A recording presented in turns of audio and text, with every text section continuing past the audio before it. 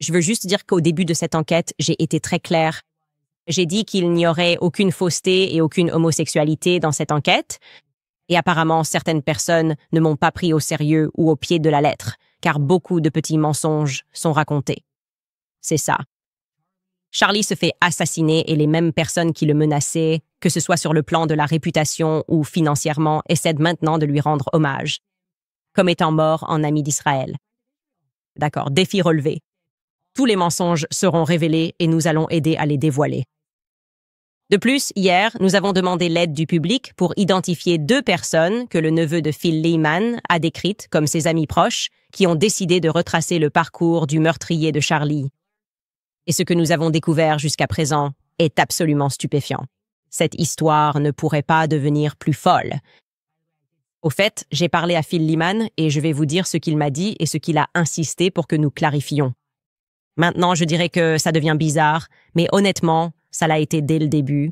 Alors, bienvenue de nouveau sur Candace.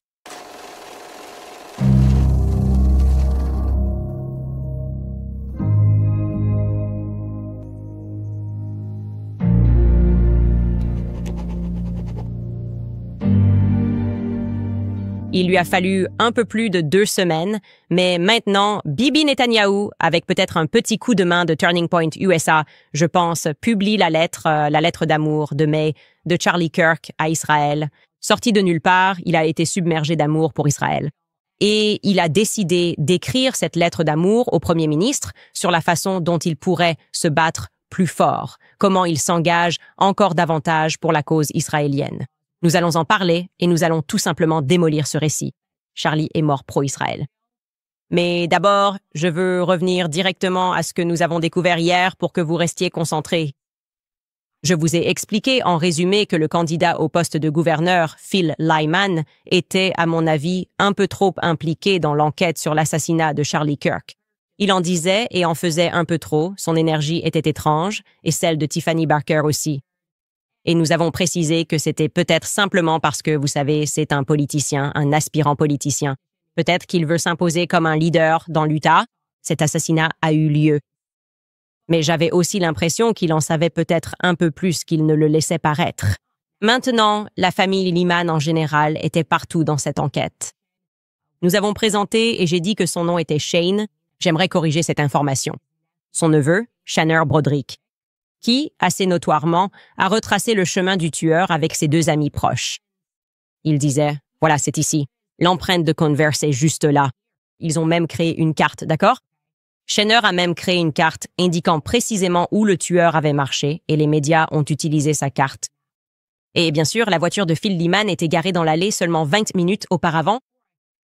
Phil Lehman a réitéré Fox News, 20 minutes seulement s'étaient écoulées avant que je n'arrive dans l'allée de la maison de ma tante et que je ne gare ma voiture. Et puis, 21 minutes plus tard, le tueur passait en boitant. Je vais maintenant vous dire que lorsque notre épisode s'est terminé hier, j'ai reçu 1 ou 2 messages de Phil Lehman, malgré le fait que je l'avais contacté plusieurs heures avant le début de notre émission. Et il était, de façon compréhensible, contrarié. Au début, il semblait diriger son énergie vers Nick. La personne dont je vous ai parlé, qui avait travaillé sur sa campagne et voulait simplement aider dans l'enquête. Maintenant, Phil voudrait que je précise que Nick n'a jamais travaillé sur sa campagne. Et d'ailleurs, en y repensant, c'était en fait mon erreur, pas celle de Nick. Je pensais que lorsque Nick m'avait présenté Lehman au téléphone pour la première fois, il avait dit « Oh, comme moi, tu sais, je travaille sur sa campagne. » Et apparemment, ce n'était pas exact. Donc j'en prends l'entière responsabilité. C'était complètement, encore une fois, quelque chose que j'ai inventé par accident. Maintenant, les autres points qu'il souhaitait que je clarifie n'étaient pas non plus vraiment des questions de fond. Et je tiens à dire que le fait que Nick n'ait pas travaillé sur sa campagne rend encore plus étrange qu'il soit passé chez lui samedi dernier. Concernant la raison pour laquelle d'ailleurs il est passé chez Nick samedi, il a dit que c'était parce qu'il aidait Nick au début de l'enquête. Oui, c'est vrai, je vous l'avais dit.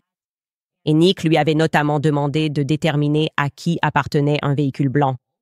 Ce véhicule était garé dans le quartier, à proximité de l'endroit où le tireur était passé. Nick habite tout près. Et tout le monde sur place avait examiné ce véhicule et trouvé qu'il était particulièrement suspect.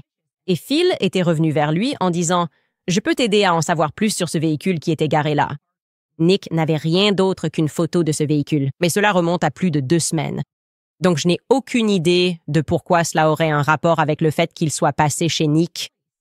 Évidemment, cette voiture est partie depuis longtemps. Elle est partie depuis un moment. Et le fait qu'elle soit apparue puis disparue est l'une des raisons pour lesquelles Nick voulait que quelqu'un enquête dessus. Donc je ne comprends pas vraiment pourquoi il avait besoin de s'arrêter chez Nick pour lui parler, ni pourquoi cela figurait sur sa liste de choses à faire. Maintenant, d'après une source très fiable, on m'a dit que ce que Phil Lyman faisait en ville samedi, c'était qu'il rencontrait Tim Ballard. Totalement inattendu, je ne m'attendais pas du tout à entendre ça. Tim Ballard, si vous ne le connaissez pas, était auparavant membre de l'opération Underground Railroad, une association caritative dédiée à la lutte contre la traite sexuelle des êtres humains. Je me souviens même d'ailleurs que lorsque nous parlions tous de ce transpondeur d'avion qui s'était éteint, les personnes qui possédaient cet avion portaient un t-shirt de l'opération Underground Railroad. Donc je ne m'y attendais pas. Je vais contacter Tim Ballard. Je le connais. Je l'ai effectivement interviewé. Et je faisais des dons à cette association car j'avais été très touchée par mon entretien avec lui lorsque je travaillais pour l'Université Prager. Mais passons à autre chose. Phil conteste également un point assez étrange, à savoir que Shainer Broderick serait son neveu. J'ai dit « OK, attendez une minute ». En fait, Shainer Broderick a littéralement publié ça sur son Instagram. Il a dit « Mon oncle Phil Lyman ». Mais Phil, il semblerait qu'il essaye, pour une raison ou une autre, de prendre ses distances avec Shainer. Il a dit qu'en fait, Shainer était peut-être confus. « Nous sommes juste cousins. Nous sommes juste des cousins. » Bon, Shainer a dû être très confus car il était également indiqué sur son profil LinkedIn dans la liste des relations que Phil Lyman était son oncle. C'est probablement en partie pour cette raison, politiquement parlant, qu'il a été choisi pour un stage auprès du sénateur Mike Lee de l'Utah. J'ai l'impression que c'était un peu de la manœuvre politique.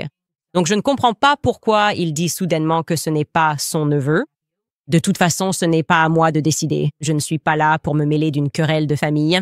Mais quelque chose d'intéressant s'est produit depuis notre épisode. Shainer a complètement effacé sa page LinkedIn. Il ne veut pas savoir. Il ne veut pas savoir à qui il est connecté. Il a aussi complètement supprimé sa page Facebook. Et concernant son Instagram, il l'a rendu privé. Mais il l'a rendu privé puis a supprimé toutes les photos de son enquête sur l'identité du meurtrier de Charlie Kirk. Maintenant, ça n'a aucun sens pour moi. Je ne comprends pas ça.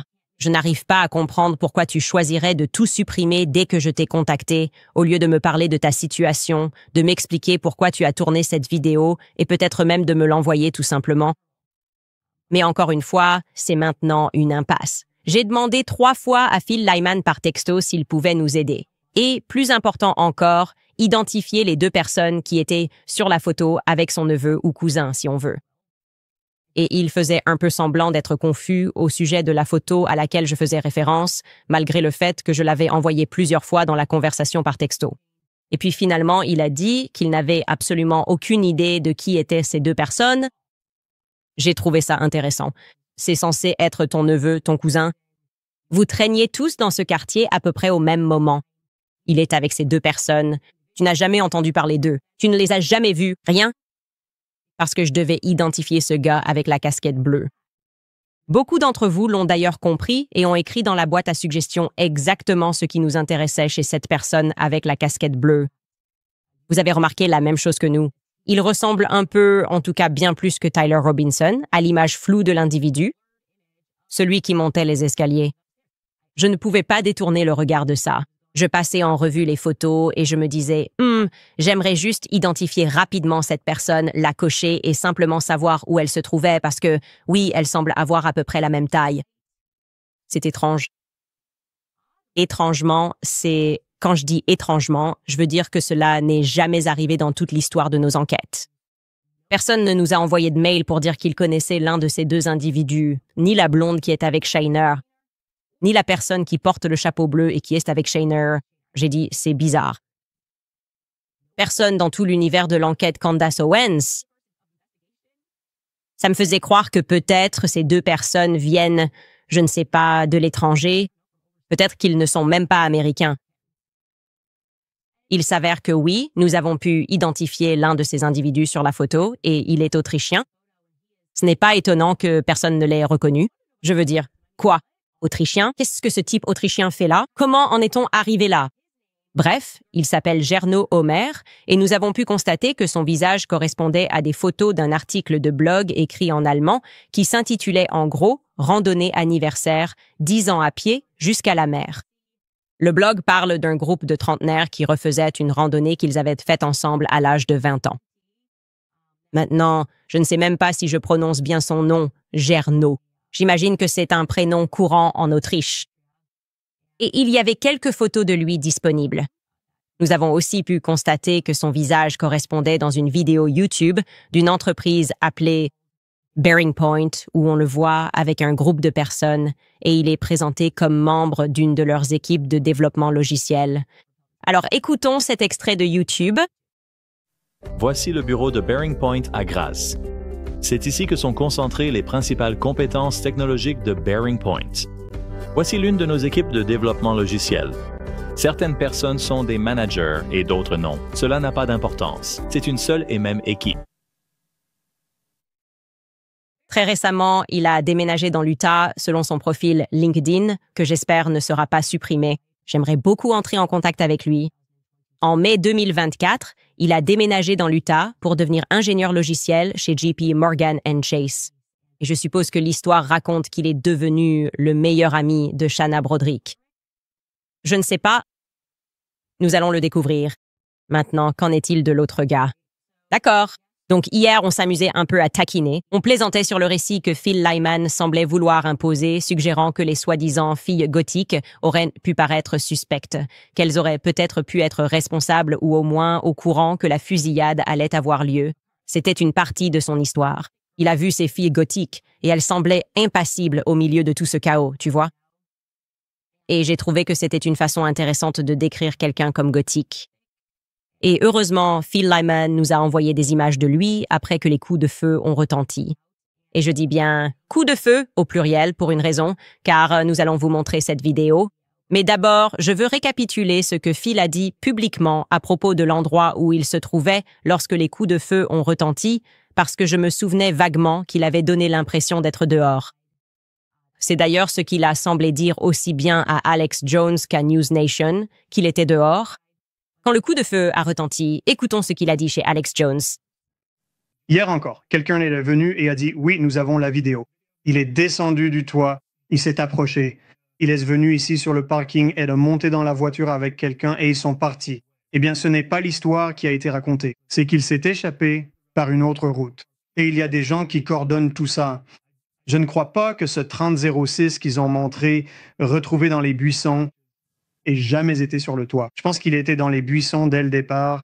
Et maintenant, je ne dis pas que Tyler Robinson n'était pas sur le toit. Je ne dis pas qu'il n'a pas appuyé sur la gâchette. J'étais vraiment, vraiment tout près. Donc, autre chose intéressante, comme je le disais, j'ai quitté l'avant de la scène. Je voulais retrouver certains de mes amis et les amener devant. Donc, c'était dégagé à l'extrémité est et j'ai entendu un grand boom. J'ai entendu ce grand bruit et je me suis retourné en me demandant qu'est-ce que c'était? Qu'est-ce que c'était?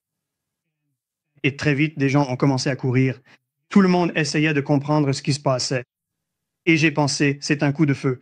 Et il va y en avoir d'autres. J'ai pensé que ça pouvait se transformer en fusillade de masse. Alors, je vais vers les personnes les plus proches de moi. Tout le monde se baisse derrière les murs de soutènement en béton. Et certains étaient encore un peu inconscients de la situation, mais il y avait 2 personnes qui restaient là. 2 filles, très gothiques, tout en noir. Et je me suis approché d'elles et j'ai dit « Ça ne s'est pas passé juste ici?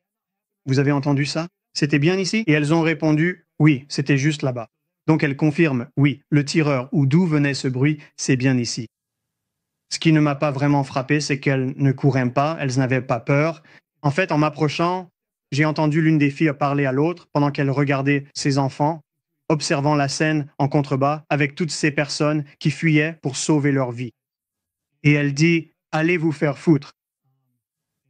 Et comme je l'ai dit, je ne comprenais pas vraiment, j'essayais de comprendre ce qui se passait.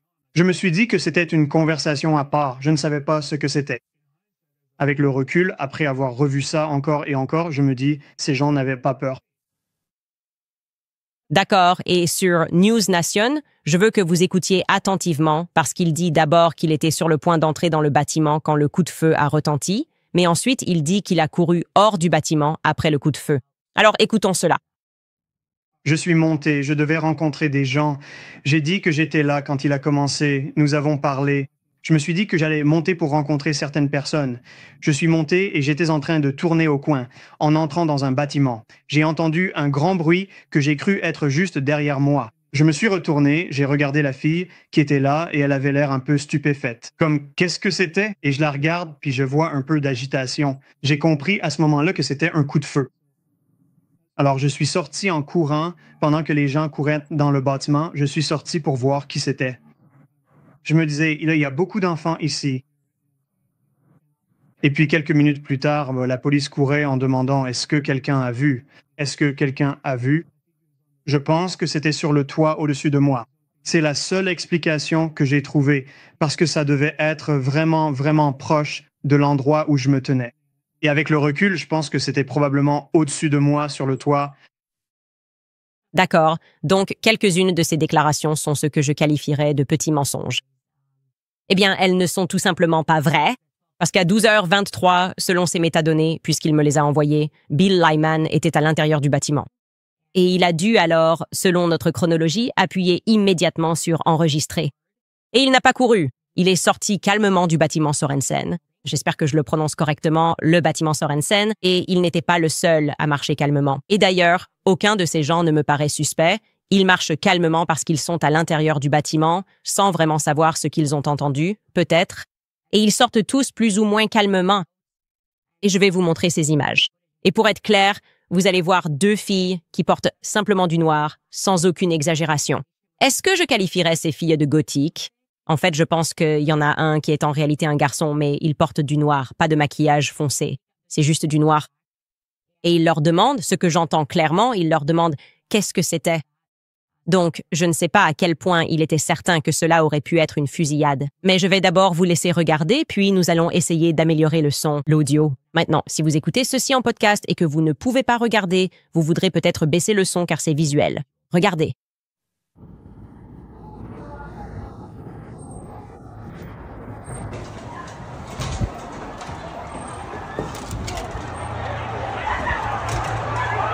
Vous pouvez à peine voir tout le monde en haut. Quelques personnes qui étaient là-bas se baissent, en fait. Il était à l'intérieur. Comme je l'ai dit, c'était à 12h23. Donc, il était à l'intérieur, il est sorti, puis il va commencer une conversation avec deux personnes qui sont simplement habillées en noir.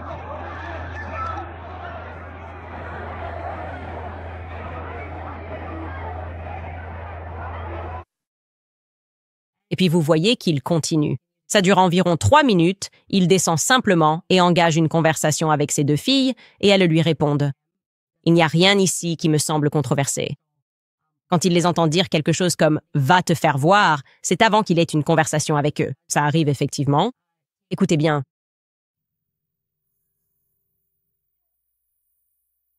J'essaie d'isoler cet extrait audio pour vous.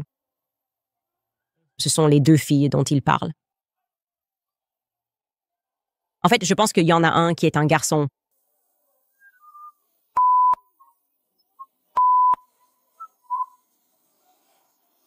Voyons d'où ça vient. C'était juste ici. C'était bien ça? C'était genre par ici. Oui. Donc il dit « Tu as vu d'où ça venait ?» Ça ressemble à une conversation normale. C'est un peu étrange pour moi. Et il y a une raison pour laquelle je dis ça, pour cibler ces deux personnes et dire genre « gothique » et faire semblant qu'il faisait quelque chose qui semblait anormal, étant donné que dans la vidéo plus longue, tout le monde en haut est plutôt calme. Parce que je ne pense pas qu'ils soient vraiment tout à fait sûrs de ce qui se passe. Et certains se baissent peut-être parce qu'ils l'ont vu, puisqu'ils étaient dehors. Donc, comme je l'ai dit plus tôt, je voulais vraiment savoir qui était cette deuxième personne sur la photo avec son neveu, cousin, ou peu importe comment vous voulez l'appeler.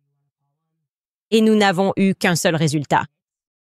Et c'était honnêtement, ça venait de Belfast, en Irlande du Nord, rien de moins. Quelqu'un nous a envoyé un email.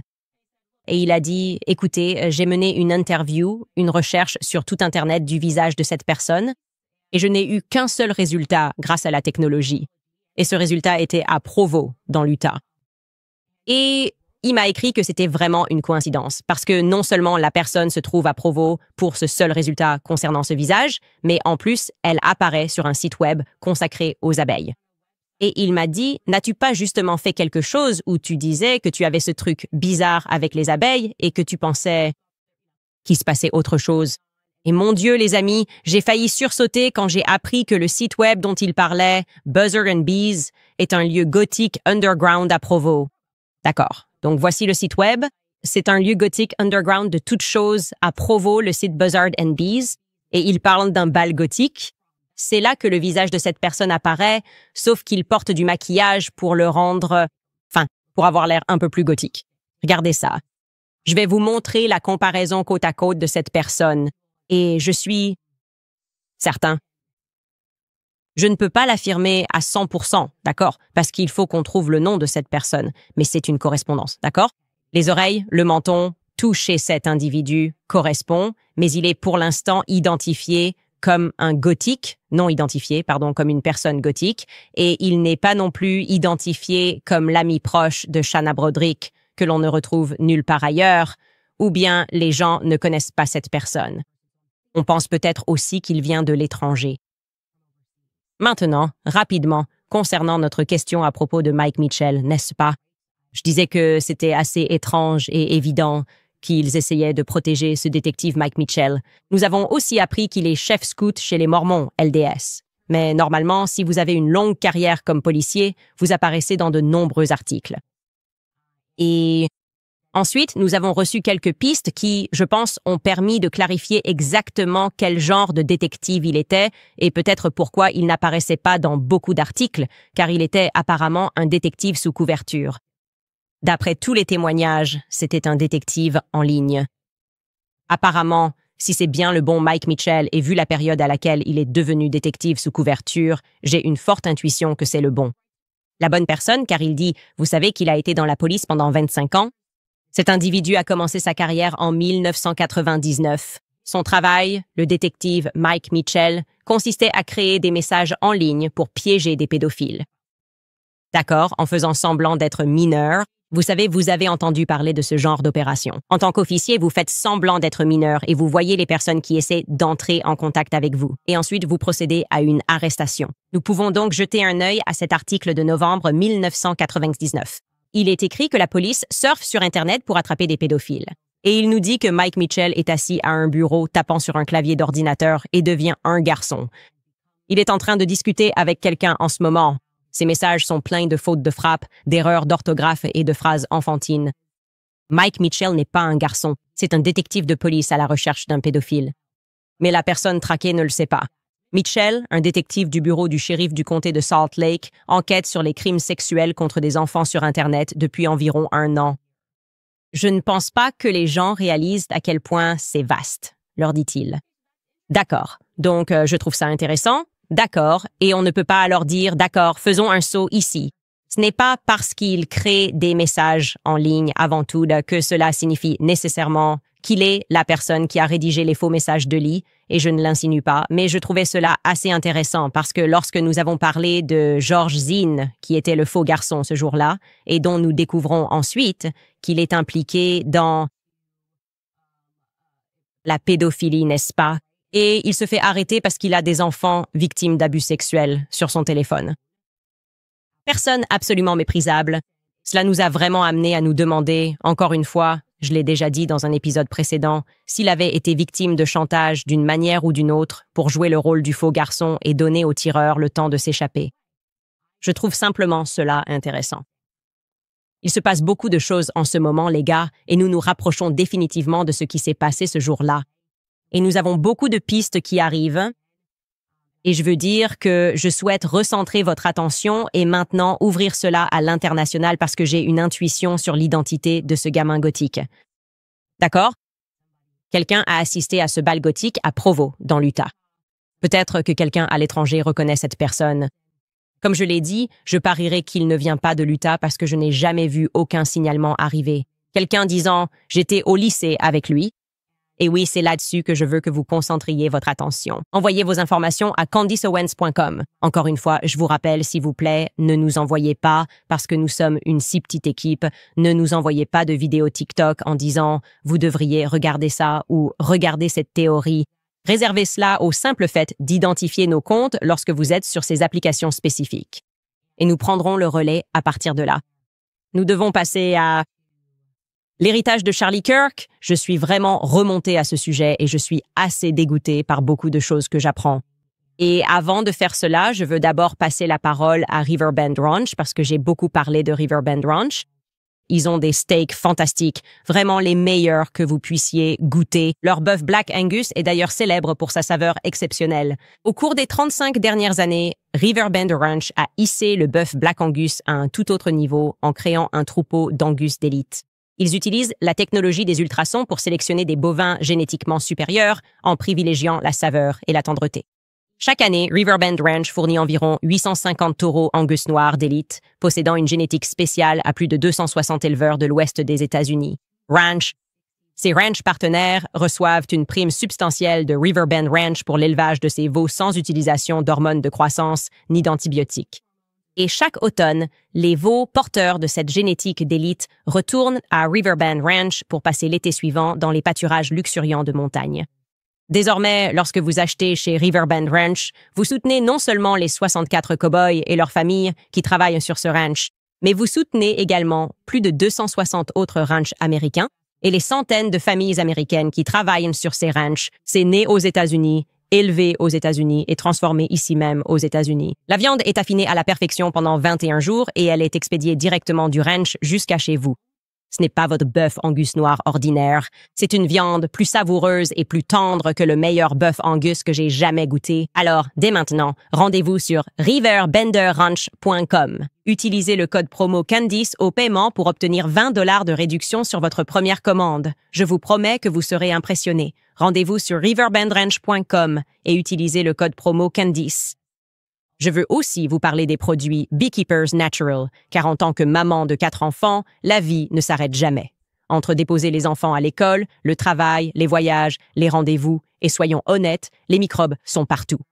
C'est pourquoi je suis reconnaissante que Beekeepers Naturals propose leur spray à la propolis. Si vous n'avez entendu parler de la propolis, c'est une substance naturelle qui soutient l'immunité et que les abeilles fabriquent pour protéger leurs ruches. C'est comme un bouclier naturel, rempli de bienfaits. Il est riche en antioxydants. Il contient plus de 300 composés bénéfiques. Il est utilisé depuis des siècles pour soutenir l'immunité, apaiser la gorge irritée et vous aider à rester en forme. J'utilise le spray à la propolis pour la gorge, surtout lors de mes déplacements ou pendant la période scolaire. C'est sain, naturel, sans ingrédients imprononçables, colorants, produits chimiques ou sucres artificiels.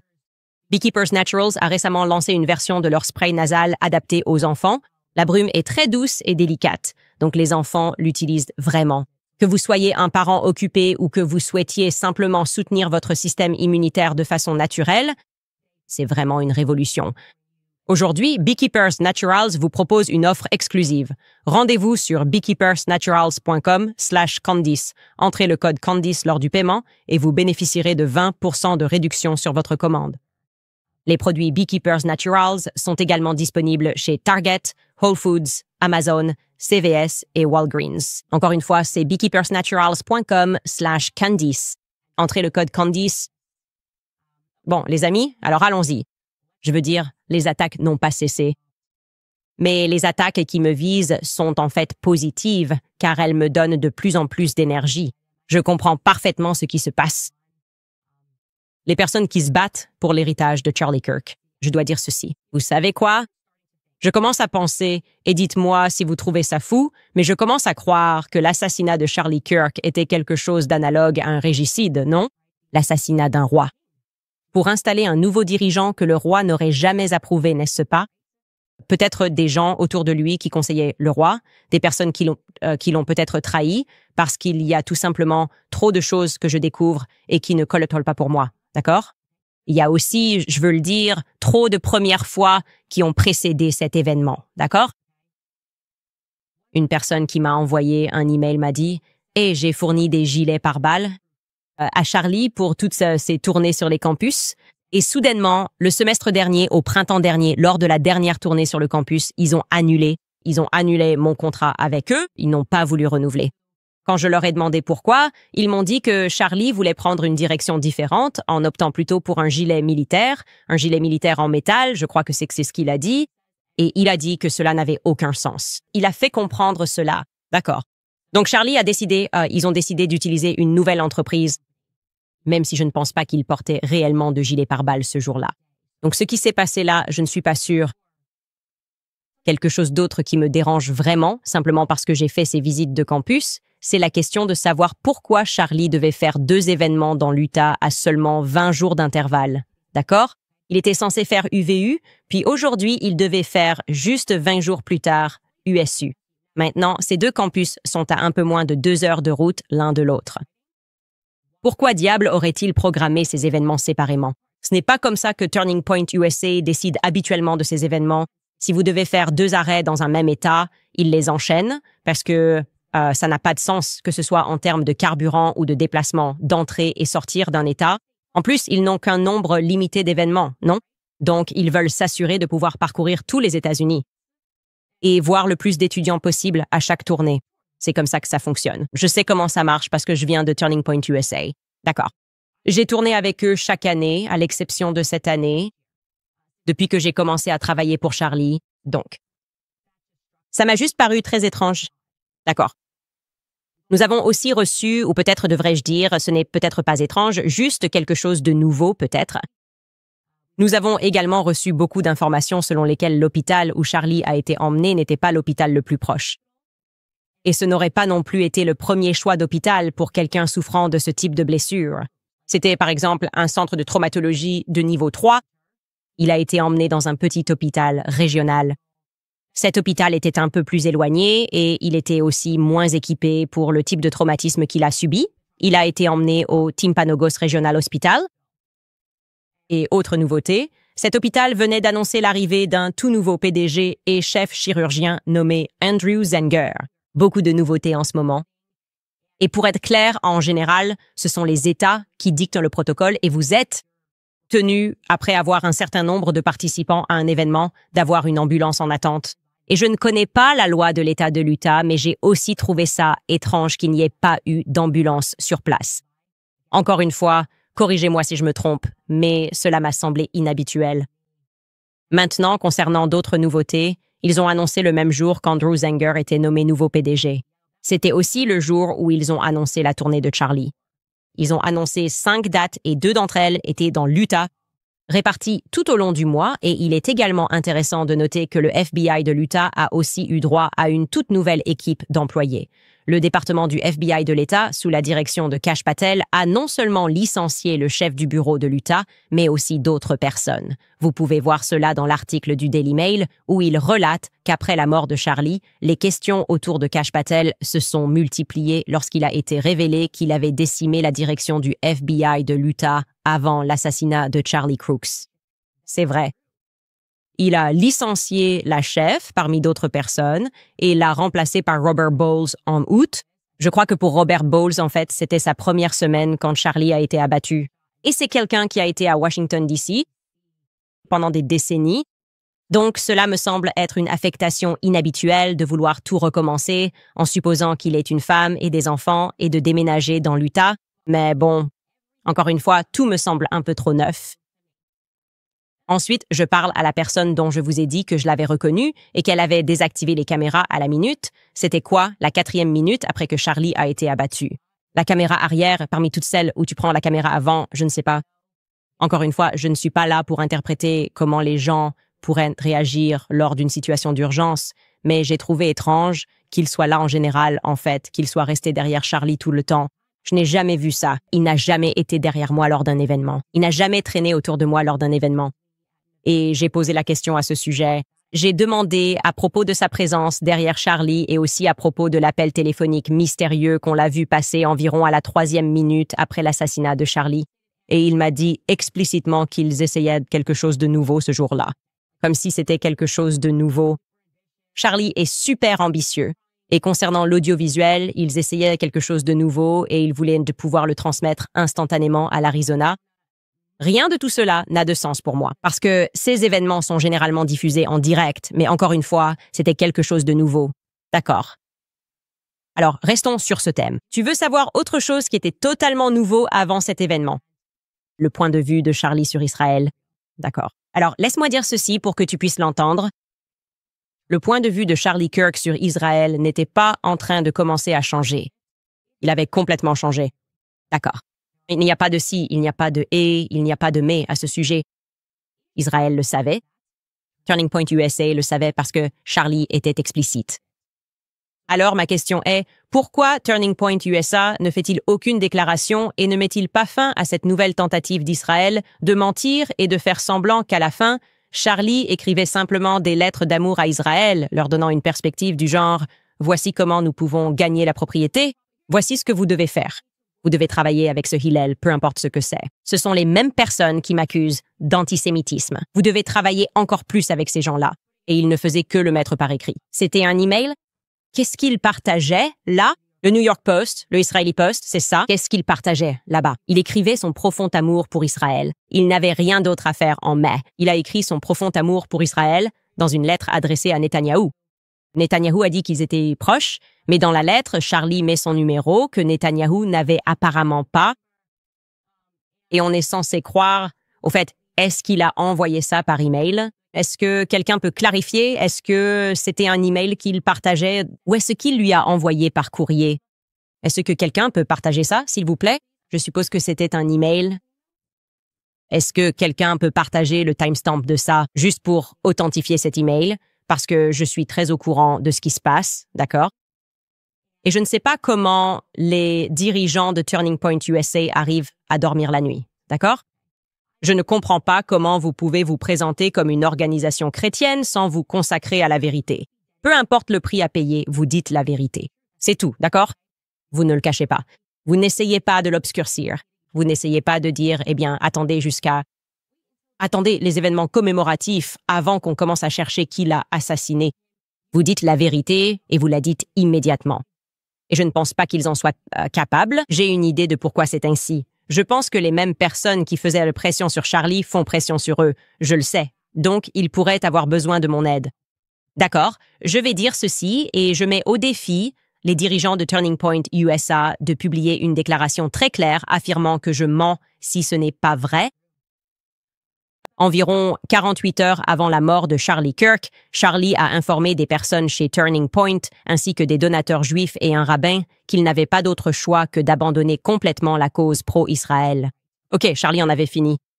Il l'a dit explicitement. Il refusait désormais de se laisser intimider par les donateurs juifs. Pouvez-vous répondre? A-t-il exprimé cela? A-t-il aussi dit qu'il voulait me faire revenir, moi, Candace Owens, parce qu'il avait décidé de s'affirmer? Et ensuite, est-ce qu'il, juste 48 heures plus tard, a, par hasard, reçu une balle dans la gorge avant que notre réunion sur scène ne puisse avoir lieu? C'est oui ou non? D'accord. Arrêtons de fuir la question. Arrêtons d'esquiver. Je veux explicitement entendre Turning Point USA dire que je mens à ce sujet. Je veux que vous disiez non, c'est juste, vous savez, il ressentait un peu de pression. Non, je veux que vous répondiez littéralement à ce que je viens de dire. C'est soit arrivé, soit ce n'est pas arrivé. Soit j'invente tout, soit cela s'est passé exactement comme je le dis. Et tant qu'on y est, puis-je demander quel est le nom du donateur juif qui a financé le week-end dans les Hamptons? D'accord. Et au pasteur Rob McCoy, y avait-il des LLC par lesquels vous ou votre fils étiez payé en dehors de Turning Point? Je pose cette question sincèrement. Oui, je mets le feu ici, directement à leurs pieds. De Turning Point parce que je suis écœuré. Je suis vraiment écœuré. Je regarde autour de moi et je me demande si toute la vie de Charlie n'était pas le Truman Show. Aucun d'entre vous ne se comporte comme il devrait le faire, d'accord? Il n'y a aucune raison que vous laissiez passer ces mensonges, à moins que, comme j'entends dire,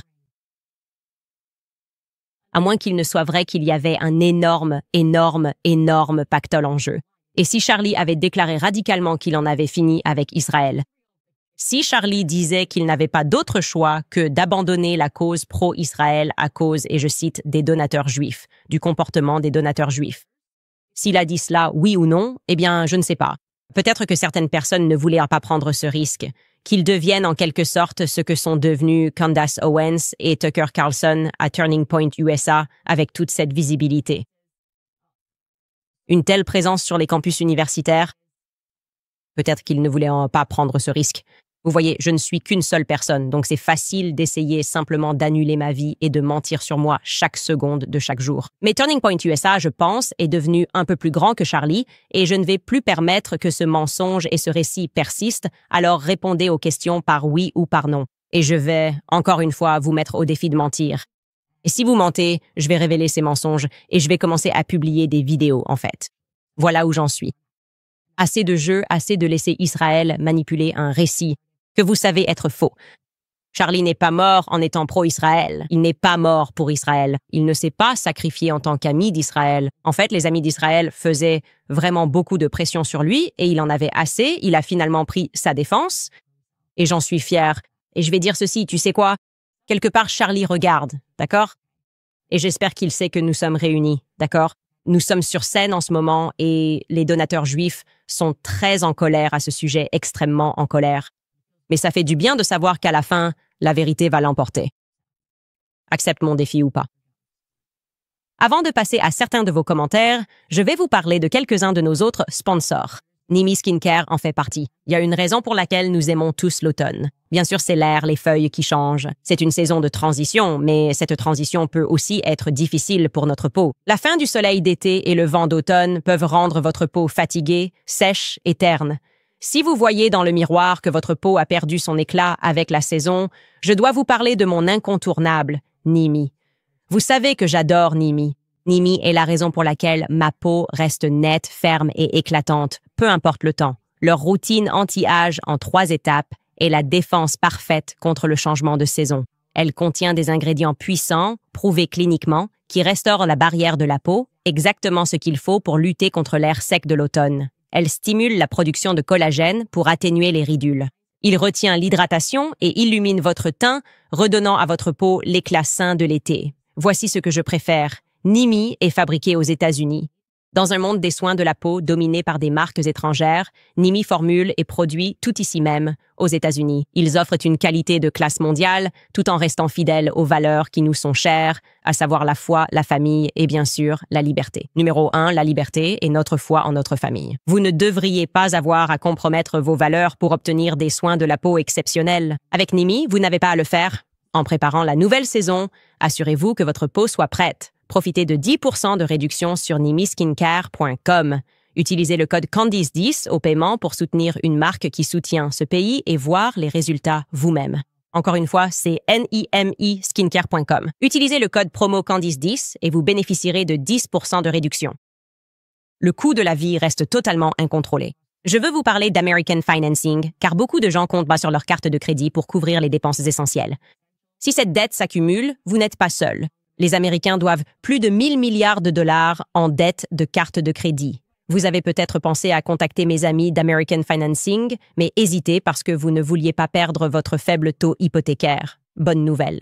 Ils ont créé le Smart Equity Loan, une solution pour vous aider à reprendre le contrôle de vos finances sans modifier votre prêt hypothécaire.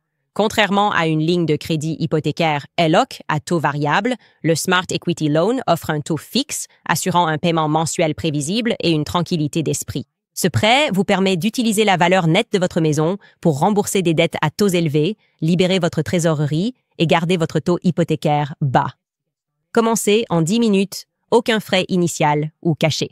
Appelez American Financing pour économiser dès maintenant au 875 12 10. Encore une fois, c'est le 807 95 12 10. Ou vous pouvez visiter americanfinancing.net/Owens. Encore une fois, c'est americanfinancing.net/Owens. Très bien, les amis. J'espère avoir été clair. J'ai fini de danser. J'ai fini de danser avec tous ces escrocs. C'est tout simplement incroyable. C'est vraiment incroyable. Faites-moi une faveur. Ne laissez jamais quelqu'un essayer de s'exprimer alors qu'il m'a torturé toute ma vie, puis faire semblant de dire quelque chose de gentil. S'il vous plaît, ne faites pas ça. Dénoncez-les simplement comme étant des individus odieux.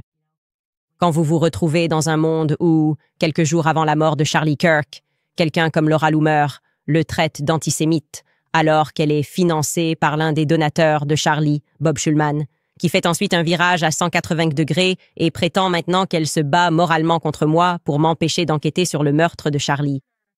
Vous savez exactement dans quel genre de monde vous vivez. La politique me dégoûte. C'est vraiment le cas.